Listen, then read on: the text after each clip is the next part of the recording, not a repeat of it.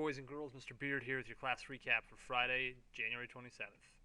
We started with our List 3 vocabulary quiz. So if you're absent, it's your responsibility to come in Monday and make that quiz up as soon as you are able. The next step is paraphrasing. There are 4 steps to paraphrasing. The first step is to read the text. That sounds redundant, but it's not necessarily. Because in our day and age, people love to jump on SparkNotes or love to just skim an article and say, that's good enough.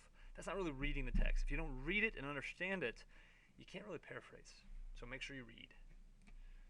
The next step is remove the text. The reason we do this is to create some distance between you and the author's voice. Paraphrasing is all about putting a work in your own words, not the author's words. When you have the author's words directly in front of you, it can be a little tempting to do that and difficult to put in your own words. So remove the text. The third step is to explain out loud what you just read. The best way you can put something in your own words is to say it out loud in your own words. If you're in class, you may do that with a partner. If you're at home, even if you feel silly, go ahead and read it out loud. And then write down what you just explained. We went ahead and did that with this article here.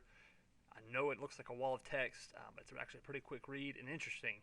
The idea is that this lawmaker in Illinois wanted to get rid of the being able to drive law when you're 16 and move it back to 18. So we wanted to go ahead and paraphrase that using the techniques just described. So if you're absent, go ahead, click pause, read the article, and paraphrase.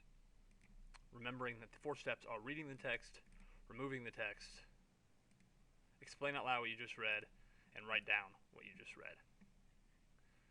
The next article is a counter to this, and I'll go ahead and make it smaller so you can see it. So you can read it now. This was written by someone who is an advocate for youth rights, which of course means they're against raising the driving age. So they had a counter to this. We then went ahead and practiced it. Some other things we talked about in class. It's not enough to just paraphrase. We want to analyze these arguments they're making because they both use statistics that I would wager or argue that are slanted. And they both do a good job of supporting their arguments with more than one type of support. What I mean by that is this. If you are making an argument for something, you want to include a variety of supports.